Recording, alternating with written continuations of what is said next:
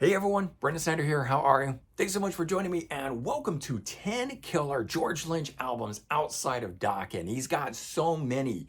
Obviously, George Lynch, best known for the guitarist in Dokken, spanning the years from 81 to 1997. He recorded 6 studio albums with the band, but he's also known for his work with Lynch Mob, probably the second biggest project that he does outside or did outside of Dokken, for which he recorded 9 studio albums for them, currently still going, although they say they're on a farewell tour, and the band has broken up at different times. We'll see what actually comes of all of that. But in all, George has 13 different side projects with multiple albums. He has 7 solo albums, in all recording 40 studio albums, including this one, the brand new, the End Machine Quantum Phase, which I have done a full review of. I'll leave a link in the description if you want to check out a full review of this. But that one just dropped on March 22nd of 2024. And so I felt it was time to sort of reassess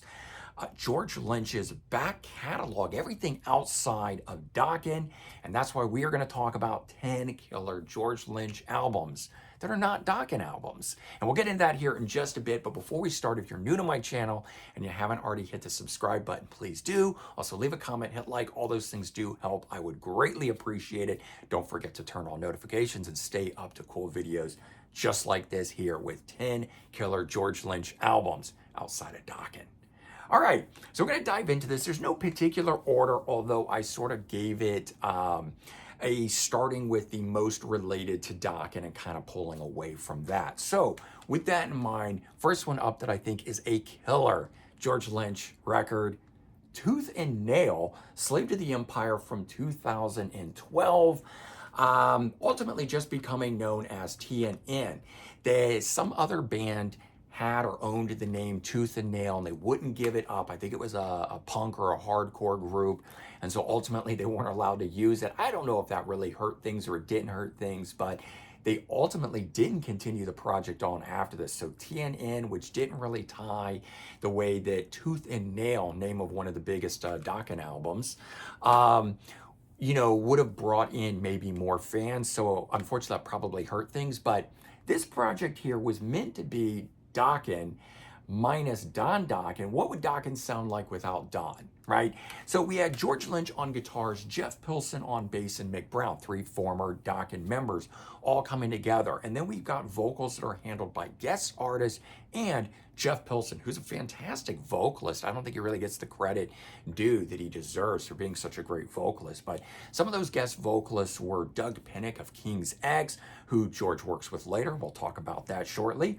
Robert Mason from Lynch Mob, who again, George Lynch works with a little bit later.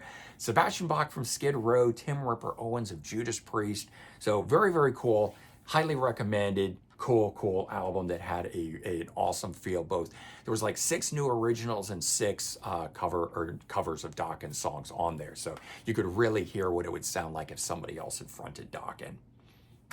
Okay. Next up, I went with the End Machine 2. So while I do really like this new one here, I thought I've got a whole review of this. You can go check that out. So out of the 3 of these, I'm going to recommend this one. Phase 2, title of this one, came out in 2021. Second studio album by this band. And so it was actually a continuation of Tooth and Nail, or TNN, ultimately deciding not to go with that. They took some time off and then decided again to approach that idea of Dokken fronted by somebody else. So we have George Lynch on guitars, Jeff Pilson on bass, and we had on the original lineup Mick Brown on drums, and then coming in on vocals was Robert Mason from Lynch Mob, who of course is the current vocalist with Warrant. But for this particular album here, we had Steve Brown, Mick Brown's younger brother, taken over on drums. And just an absolute fantastic album. I think all 3 of the End Machine projects are really good, including the newest one where Robert Mason has now left, and we have Garesh Pradam from Garesh and the Chronicles coming in. But all in all, the End Machine is a really cool Dokken-esque leaning project that if you want more of that Dokken sound, that's where to go for it. Okay, next one to talk about, Lynch Pilson Wicked Underground, came out in 2003. The band was sort of initially just known as LP, but again, this didn't really take off for them. But George Lynch is always trying new things. He never really sticks around too long with any one project. So the fact that in recent years we've actually gotten multiple albums and some of these older projects like this have come back to life, and I'll touch on another one here in just a minute. Very, very cool. This was the debut studio album with these two coming together in 2003. In fact, it was the first time outside of Dokken that these two guys had gotten back together, so it was a pretty big deal. And all original material is co-written by both guys, so George Lynch on guitars and Jeff Pilson on bass, but it had a much more modern feel to a down-tuned instrumentation, so not really having a sound at all like Dokken, but Dokken wasn't sounding like Dokken either. So, this is just kind of the both bands are kind of going off into these neither worlds of not really being themselves and ultimately making some returns later on in the later 2000s and stuff. And certainly by today, both bands are returning to their classic sounds. So as I mentioned, that was 2003. And then we have the guys getting back together. Instead of calling themselves just simply Lynch Pilson, they're now under their names, George Lynch and Jeff Pilson, but they are still considered the same thing here. This is Heavy Hitters 2. There is a Heavy Hitters 1. This came out in 2023. This one here being a second album of cover songs. So is the first one, Heavy Hitters first one. The idea being taking sort of pop songs or songs that are not necessarily heavy metal songs and turning them into heavy metal songs. And I really liked that concept and idea with it. There is one original song on here called It's a Wonderful Life, done as a holiday song, put on here. It's the last one on the album, so it's tacked on. Doesn't fully have that sort of Christmas-esque feel. You can listen to it without it, but obviously the holiday message and the idea of where it comes from, the movie It's a Wonderful Life, sort of making it more of that holiday aspect. But cover songs on here feature Sledgehammer by Peter Gabriel, which is absolutely great. Pulls me right in on it. New Sensation by NXS, The Stroke by Billy Squier, and a whole bunch of other ones, even some more contemporary modern songs. Then we've got vocals on here being handled by Bernard Fowler, which when I first heard that, I was kind of like, hey, what? Because I know him as the backup singer to the Rolling Stones. He's also a solo artist in and of himself, and he's sung lead for a number of Ronnie Wood, guitar player for the Rolling Stones, his solo projects. But I gotta say, he is the biggest shock of all on this album here. This is so heavy and groove oriented with a nice sort of funky feel to it, in a really good way.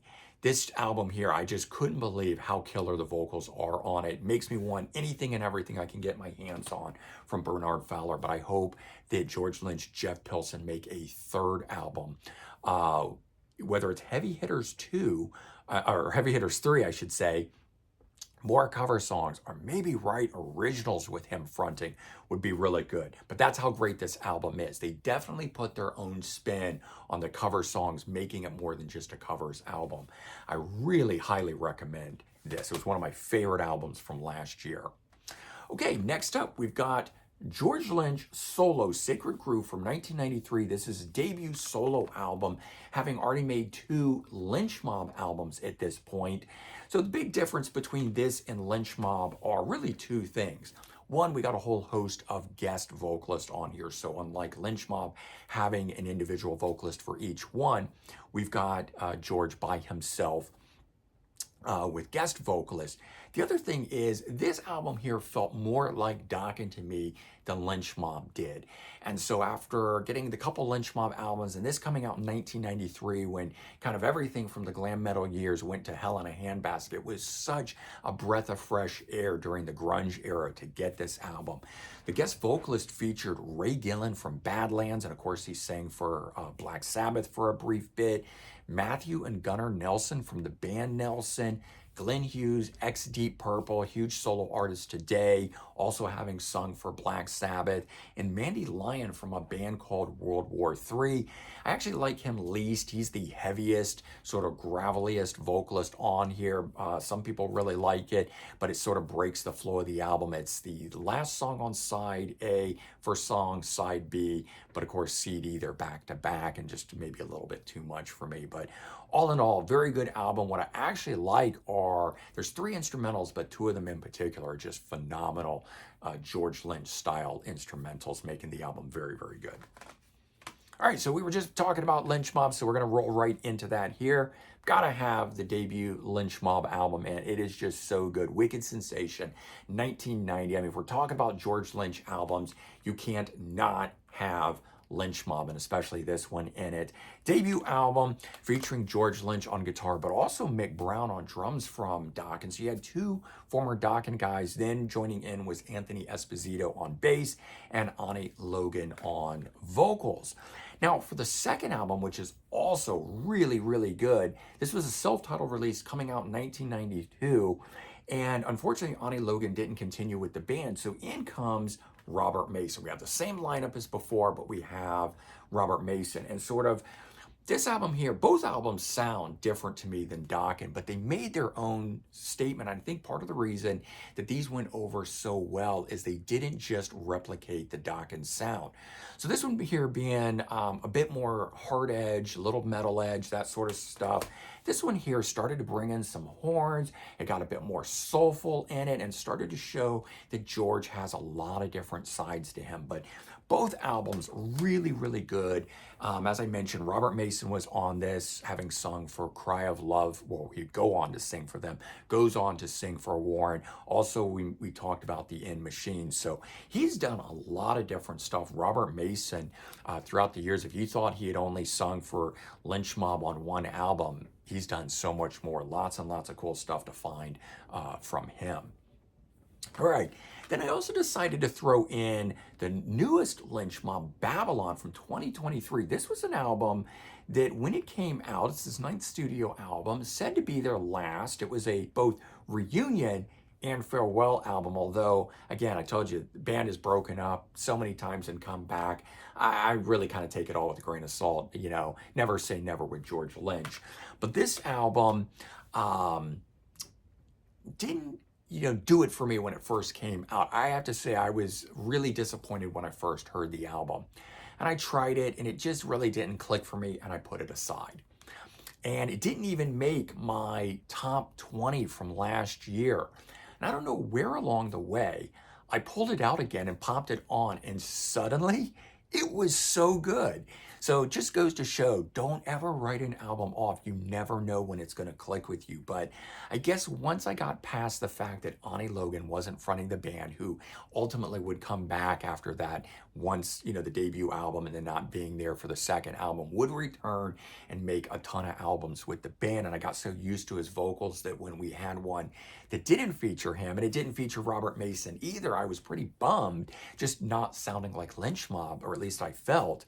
Ultimately, though, I have to say, this album has really grown on me. So we've got George Lynch on guitars, of course, from Dokken, Jimmy DeAnda on drums from Bullet Boys, Harian Julio on bass from Heaven's Edge, and then Gabriel Colin is the new vocalist. And I don't know if he has a project himself or not, or comes from somewhere, but he actually sounds a little bit like Stephen Pearcy, and that's, I think, what caught my ears.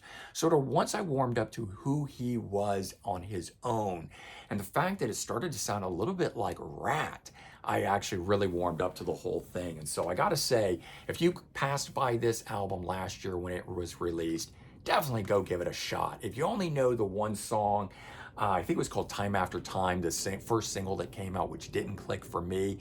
There's so much other great stuff. But since that time, I actually ended up really enjoying that one song. All right, next one is Sweet and Lynch, Heart and Sacrifice, 2023. You can see that George made a real boom in 2023, sort of coming back to what I felt was a more classic sound and letting these projects really shine in terms of what it is that we really like about his guitar playing and everything. But Heart and Sacrifice, another one of these, third studio album from this lineup that features Michael Sweet on vocals from Stryper and George Lynch on guitar, of course, from Dokken and Lynch Mob, describing the project as what if Michael Sweet fronted Dokken. Now, I don't think that the first two albums really ever had that vibe, but I found out on the first two albums, Michael Sweet played guitar on those albums. So it was really a sort of Jekyll and Hyde style albums. There'd be a song that would sound very much like George Lynch and Dokken, and then there'd be another song that would sound like Stryper, and it just didn't work for me. The Stryper stuff was too metal, and the other stuff was, not metal enough if you're thinking about it in terms of Stryper. So on this album, I think Michael Sweet had hurt his hand or something, and he didn't play on the album. He just sings on the album. And George took over all the writing, and the sound of it is more Dokken's-esque in its style. And so I really, really like it. While I enjoyed the first two, I got to say this one here really blows away, those first two albums. And all in all, just very good stuff on this album. Highly recommended. This one here did make make my top 20. That's how good it was. I liked it right from the get-go, right from the first singles on it, and so it made it into my top 20 from this past year, 2023. And the last one, the 10th one, that is a killer George Lynch album outside of Dokken, is the supergroup KXM Scatterbrain from 2017. This is the second studio album from this lineup. They've made 3 total albums, and the lineup for this is Ray Luthier on drums from Korn, that is the K. Then we got Doug Pinnick on bass and vocals, King's X, that's where we get the X, and then George Lynch on guitar, so that's where we get the M from Lynch Mob. So KXM, that's how they came up with that. Otherwise, it doesn't really mean anything, right? It's kind of weird when they first came out with it. It was sort of like, how does all that work? It's not the letters from their names. It's not the first letter either from all their bands. They sort of picked and chose letters, but either way, KXM, that's what they're called, and they sort of a super group from those different bands. But much more progressive, less of the Dokken style sound, cool guitar work on it. It's just something different. So this, when he started doing this, it was sort of a breath of fresh air from everything else that he was doing. But he's got a lot of different projects, some of them way, way outside of the wheelhouse that is the Dokken sound or the Lynch Mob sound, and some of the stuff more right leaning in. And there you go, 10 killer George Lynch albums that are outside of Dokken. He's done so much stuff. 40 albums to his credit so far. Latest one being, let me find it real quick. Where'd it go? There it is. Okay, this is the latest one, the In Machine, the Quantum Phase, third studio album from this lineup, just coming out here in 2024. I'll probably have more albums from 2024, but I highly recommend that, and I have done a full review of it. I'm going to leave a link in the description, but check out some other killer George Lynch related product. If you're a fan of Dokken, but you've only ever listened to Dokken, man, there is so much great stuff out there. That is the point of this video. If you take nothing else away, that there is a lot of great stuff out there outside of Dokken to check out. All right, everyone, take care. Have a good one, and I'll talk to you real soon. Bye-bye.